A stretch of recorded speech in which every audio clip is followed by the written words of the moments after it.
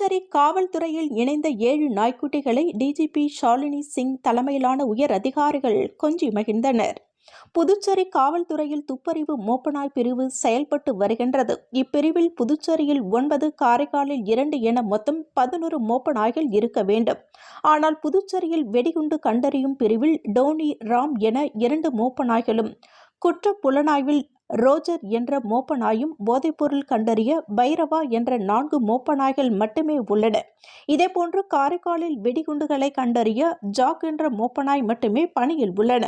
எனவே காவல்துறைக்கு labour talk இனத்தைச் சேர்ந்த 5 நாய்க்குட்டிகளும், டாபர்மேன் இனத்தைச் சேர்ந்த 2 நாய்க்குட்டிகள் என 7 புதிதாக நாய்க்குட்டிகள் வாங்கப்பட்டு பணியில் இணைக்கப்பட்டுள்ளன.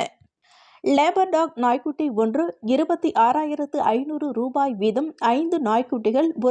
132,500க்கும், ஒரு டாபர்மேன் நாய்க்குட்டி ரூ. 29,000 வீதம் 2 நாய்க்குட்டிகள் ரூ. 58,000க்கு கோயம்புத்தூரில் இருந்து வாங்கப்பட்டுள்ளன.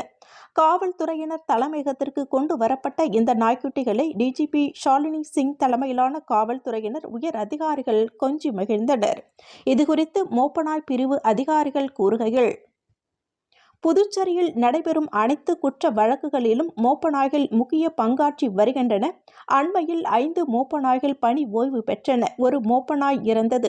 எனவே காவல்துறைக்கு புதிதாக மோப்ப நாய் குட்டிகள் தற்போது டெண்டர் விட்டு வாங்கப்பட்டுள்ளன. இவை 3 மாத குட்டிகள்.